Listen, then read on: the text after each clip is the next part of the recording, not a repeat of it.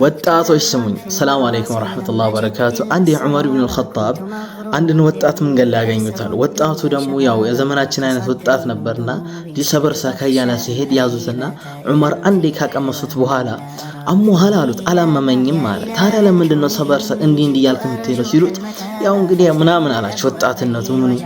ከዛ ዑመር ምን አሉት? ላ ኑሪዱ ሚን ኡመቲ ሙሐመድ አምሳለክ፣ እንዳንተ አይነት ወጣት ለረሱል ዓለይሂ ሰላቱ ወሰላም ኡማ አንፈልግም አሉት። ረሱል ዓለይሂ ሰላቱ ወሰላም የሚፈልጉት ኡማ ወጣት ዲኑን የሚያውቅ ለዲኑ የሚሰራ የሚገነዘብ ይህን ዲን የሚኻድም ወጣት የሚያስፈልገን እንጂ በመጥፎ ቦታ ላይ የሚውል መጥፎ ነገር የሚሰራ ወጣት አይደለም። ረሱል ዓለይሂ ሰላቱ ወሰላም እንዲመጣ ይታገሉት። ረሱል ዓለይሂ ሰላቱ ወሰላም ምን ይላሉ ስለ ወጣቶች? ኑሲርቱ ቢሸባብ ይላሉ።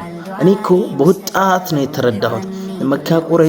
የመካ መሳፍንት እነዛ ሽማግሌዎቹ አንደኛው በጣም የጠሉባቸው ወጣቱ ትውልድ ወደ ረሱል ዓለይሂ ሰላቱ ወሰላም መንጣት ጀመረ። በስፋት ሲመጣ የዛን ጊዜ ይሄን ያመጣነውን ነገር ልንነጠቅ ነው ብሎ ነው ወደ ረሱል ዓለይሂ ሰላቱ ወሰላም የተነሱባቸው።